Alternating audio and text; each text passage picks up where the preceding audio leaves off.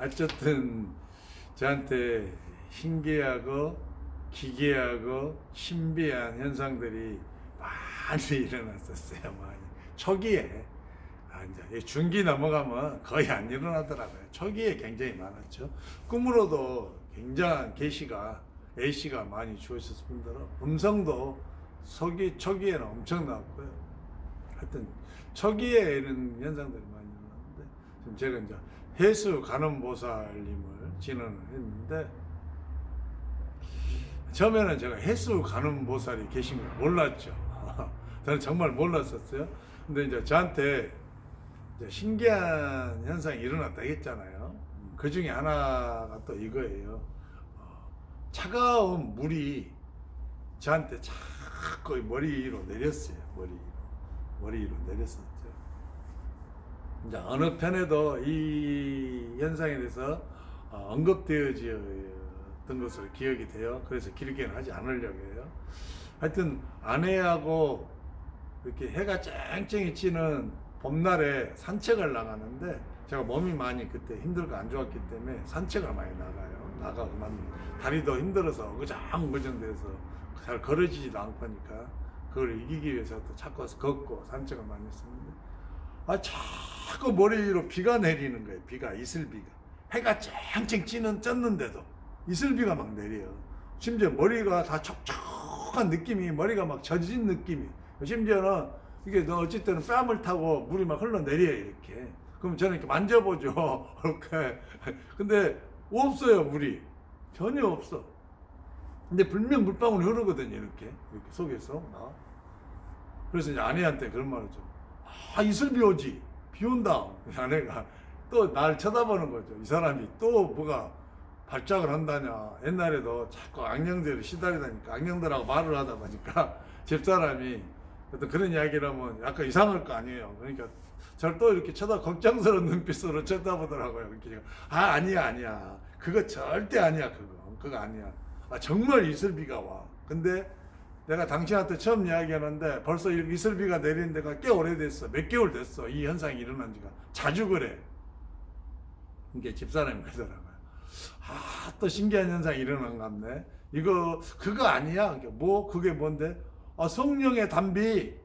우리 기도원에서 기도하고 목사님들 오시면 성령의 단비를 받아라. 성령의 단비가 내릴지어다. 막 이렇게 하시잖아. 그리고 실제로 그런 사람이 있다는 것을 우리가 한 번 뵌 적이 있어요. 머리 위로 막 비가 내린대. 비가. 그것도 차가운 비가. 그래서 그 비가 막 이렇게 흘러내렸다는, 여기까지 어깨까지 막 젖은 현상을 경험했다는 분 한 분 이렇게 만난 적이 있었거든요. 그거 아니야? 이거 생수 아니야? 생수? 성령의 생수? 성령의 생수를 받아라. 생수가 임할지어다. 막 이러잖아. 그건가? 그래. 비 같은 게 내려 이렇게 갖고 막 이렇게 뺨을 타고 흘러내리거든. 여러 번 이 현상이 있어서 자주. 근데 이제 그 현상이 그 뒤로도 몇 개월 더 있었어요. 그러니까 한 근 1년 정도 내렸던 것 같아요. 매일 내린 건 아니고 일주일에 한두 번 정도 그랬던 것 같아요. 한두 번 정도. 건물 안에가 있어도 예배를 드리는 교회 안에가 이렇게 앉아서 묵상을 하고 있어도 비가 내려요. 머리 위로. 신기하죠. 내릴 수 없는 거잖아요. 혹시라도 밖에서는 그 지역만 구름이 해갖고 어떻게 내렸다가 칩시다. 과학적으로.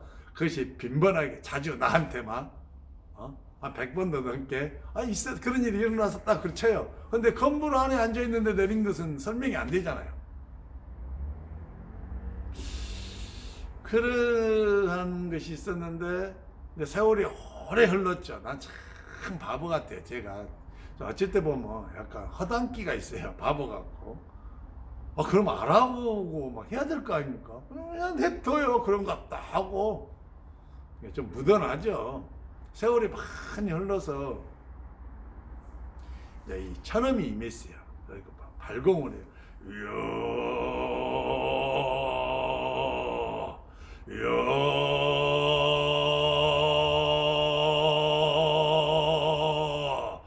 이렇게 하잖아요. 그러면 막 그 시원한 기운이요. 막 이 단전에서부터 팍치 솟는 거죠. 뭐 순식간에 치 쏟아가지고 머리 여기까지 쏟아갖고 머리 여기 뚜껑을 쳐요. 요 위에 머리를 그 기운이 올라갖고 팍 치니까 안에서 그 치는 소리가 들려. 탕 그래요. 그것도 탕 그래요.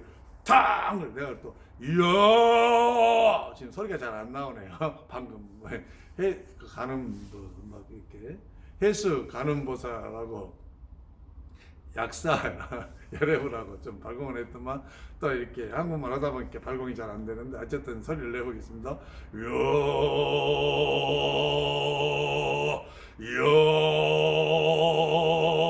소리를 내면 막 그 차가운 기운이요 진짜 얼음같이 차가워요.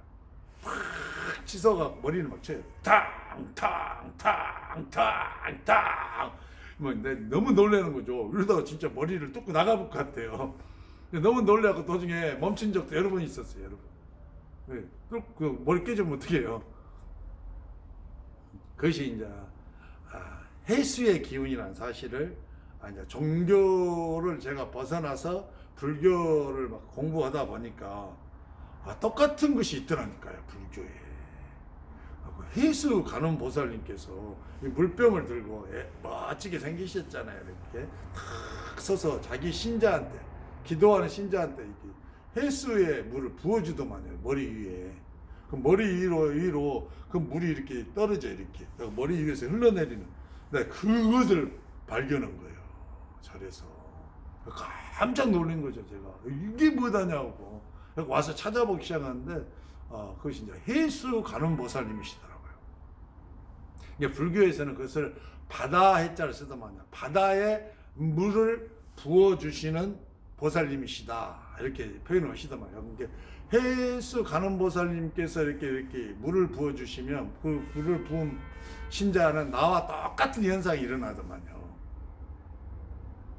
우리는 기독교는 그것을 성령의 담비다, 성령의 생수가 부어졌다 이렇게 표현하지만은 불교계에서는 그것을 해수 가는 보살님께서 부어주시는 해수다, 물이다 이렇게 표현을 하고 계세요. 근데 그것이 또 도교 안에도 있더라니까요. 공부를 더 하다 보니까 도교 안에도 이 비슷한 게 있어요. 그래서 도교 안에서는 감노스다 이렇게 표현을 하더만. 감노스, 달감자, 서리노자를 쓴가 봐요. 정확한지는 모르겠어요. 제가 한자를 하기는 못 해봤어요. 서리노자, 그다음에 달감자, 다디단 서리의 물이다 해가지고 시원하고 달콤한 물이 이렇게 흘러내린다 해서 감노수가 흐른다 이렇게 표현을 하시더라고요. 결국은 다 물기운이잖아요. 수기운. 해수 가는보살님이 부어주는 해수의 물이나 성령, 기독교에서 말해서 성령이 부어주시는 이 성령의 생수나, 그다음에 도교에서 도교의 어르신들이 신들이 부어주시는 감노수나 단 이슬 물이나 다 같은 물 에너지 수기운이. 이렇게 수기운이 임하신 분들이 있어요. 이렇게 수기운들이 임하신 분들의 공통적인 특징이 뭐냐면은 병자를 치유를 잘해요. 병자 치유. 그리고 어떤 사람의 정화하는데 탁월해요. 정화.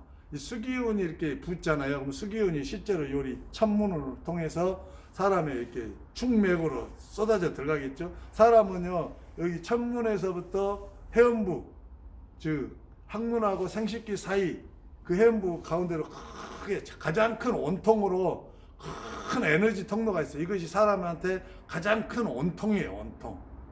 이것을 한의학에서는 축맥이라고만 해요. 근데 사실 축맥이라고 표현한 것도 옳지 않고 큰 원자 핵이 안에서 에너지가 움직이는 그래서 원통이에요. 그게 이 원통에서 기경팔맥 거대한 통로들이 8개가 연결되어 있죠. 기경팔맥으로.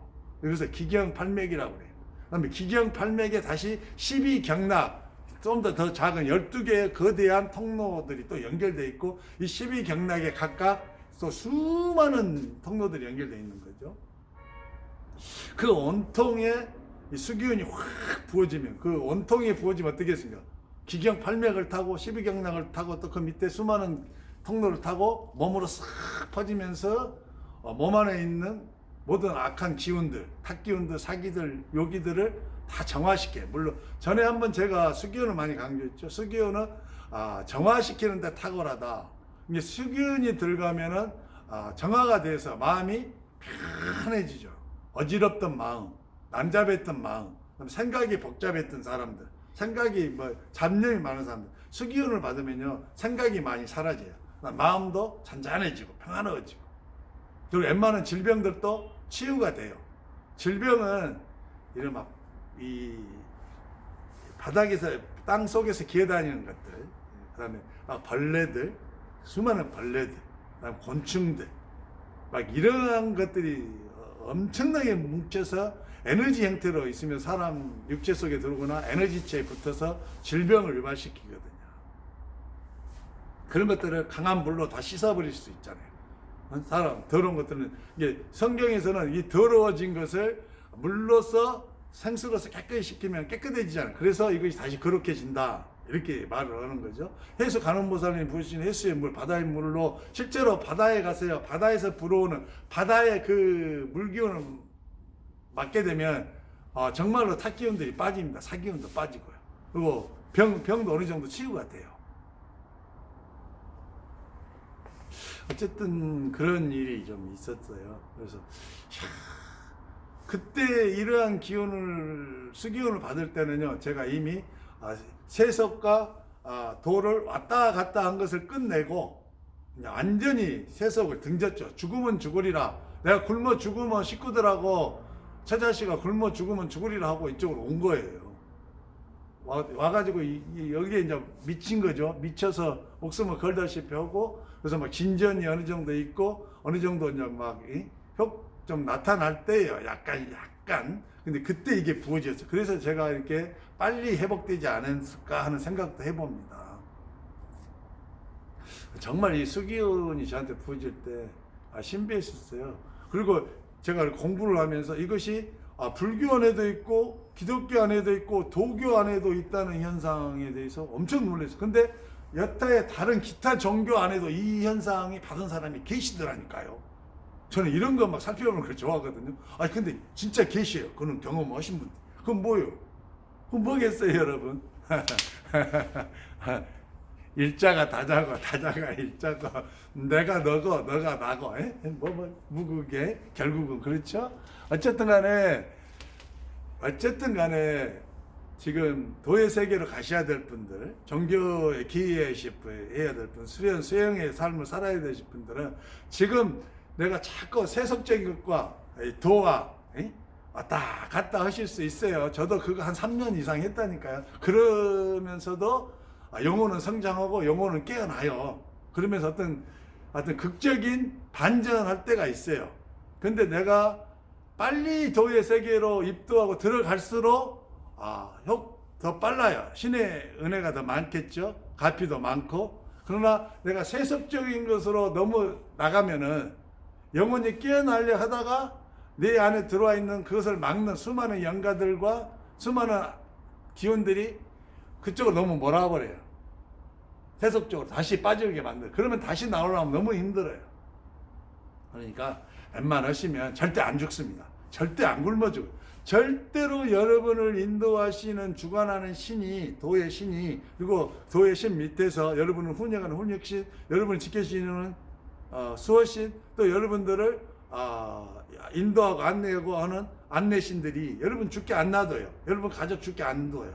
처자식이 있는 나도 안 굶어 죽고 왔잖아요. 거지가 됐어도. 짐승같이 살았지만 안 죽어요. 굶어 죽지는 않아. 엄청나게 병마에 시달리고 악신에 시달려서 고통을 받았지만은 죽지는 않습니다. 그러니까 이 방송을 혹시 들으신다면은 그 상황에 처하신 분이라면은 즉시 마음을 굳게 잡수시고 제 이름이 나올 뻔했어요.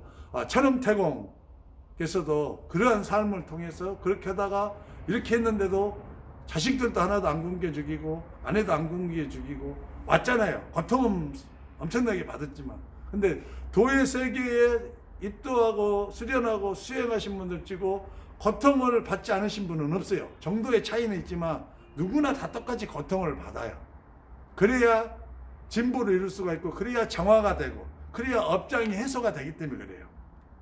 그렇죠? 여러분 힘내세요. 하실 수 있어요. 저 같은 사람도 했는데요. 여러분 더 잘하실 수 있어요.